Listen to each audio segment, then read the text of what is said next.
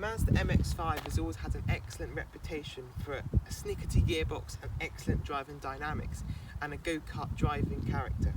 However, this isn't like a cake trim that you can't use on a daily basis, as from experience, doing 300 miles in a day on the motorway is actually nowhere near as bad as you think, with its comfortable Napa leather seats on this range-topping model, the satellite navigation, and the fact that this particular RF model has a high roofline. There's actually very little wind noise even when the roof is down.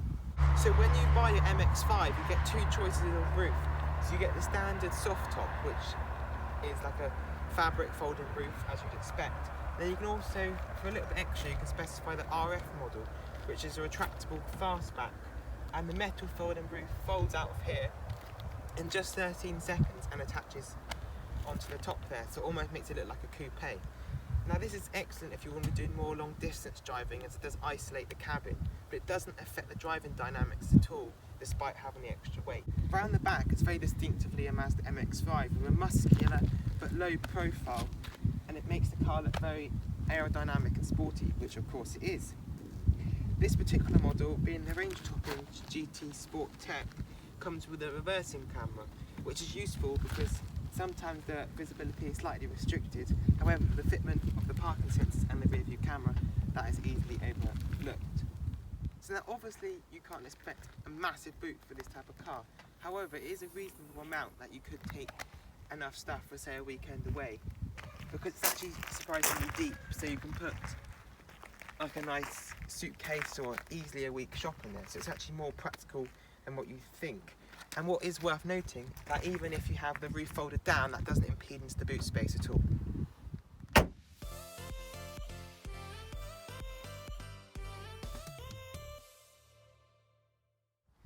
So under the bonnet, of course, the engine in this type of car is very important.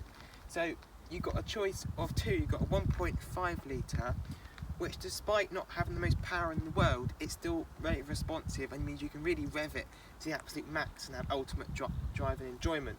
However, on the higher trim levels, like this one, you get the standard fitment of a higher powered 2 litre Skyactiv G engine, which will get to 60 miles per hour in 6.8 seconds with the manual gearbox.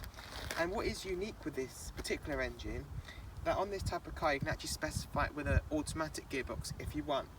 That does reduce the 0 to 60 time by just over a second. However, if you want an automatic gearbox, if you can't drive a manual, or if you're going to be doing slightly more longer journeys, then that's a really nice choice that you didn't used to have before. As for the engine itself, it's an absolute little gem. It's so free revving, meaning you can rev the nuts off it all the time. It doesn't mind it at all, and it does sound pretty nice when you get the revs into the higher range too. MX-5 cocoons you and involves you in the engaging driving dynamics of the MX-5, no matter if you're in the passenger or the driver's seat. Visibility is a slight blind spot to the side, but out the back isn't too bad.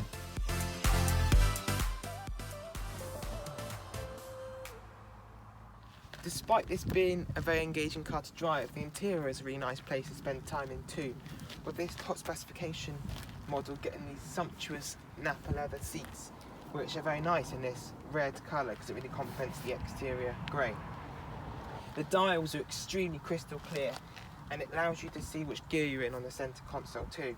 The central infotainment screen is really intuitive and clear and crisp to use, as there's not that many complex functions to use, so you can get to what you want to do quick and easy, which is always good when you're, of course, this is a driver's car at the end of the day. The handbrake, the gear stick, is all right in your easy use. Everything in the interior is in the right place. The gear stick is perfectly positioned so you can rocket your way through the gears, and the handbrake is all just easy to use, which means you're not leaning over the centre console like you have to in some cars. There is no glove box or side door bins, however you do get these couple of cup holders here, and also a reasonable size central cubby there, which is bigger than most glove boxes on cars anyhow. So for the amount of storage you're going to need for 2 passengers, there really is adequate space. For the use of materials in this interior is excellent. Considering this car starts on £25,000, everything is extremely soft touch and nothing feels like it's going to break, which of course, being a Mazda, in even 10-15 years time it won't, as Mazda has possibly one of the best reliability records in history, and from personal experience from other Mazda cars, they really are exemplary when it comes to reliability. No matter whether you choose a soft top or this hard top RF model, the choice of colours is varied. Now the most recognisable Mazda colour is the Soul Red, which really does make this car pop. But despite this being in grey, I still think it looks very nice, especially with these black wheels and the standard incorporation of the LED daytime running lights, which are down there, and also another LED strip up there.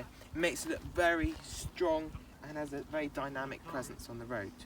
So the Mazda MX-5 originally got a 4-star Euro NCAP rating, which isn't terrible, but of course not the best. However, later in its life, in the last year or two, it's been fitted with extra safety technology such as autonomous emergency braking and lane assistance, which means that this car was tested again, it probably would have got a higher score. As I mentioned earlier, the MX-5 starts at just over £25,000, but even this hard top convertible is just over £30,000. That's incredible value for money for such a car with incredible driving dynamics, quality, and that'll be reliable in years to come. In terms of rivals, this car doesn't really have any.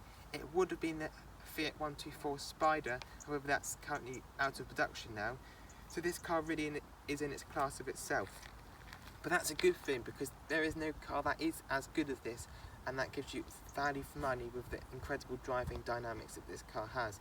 You could say maybe that some of the lower end Caterhams are similar, but you can't use them on a day-to-day basis because they are just shaking, horrible to use on a day-to-day basis. So this MX-5 really is an incredible car. Thank you for watching this video on the Mazda MX-5. Don't forget to subscribe and also browse the channel where you'll find many other detailed car reviews from ranging car manufacturers.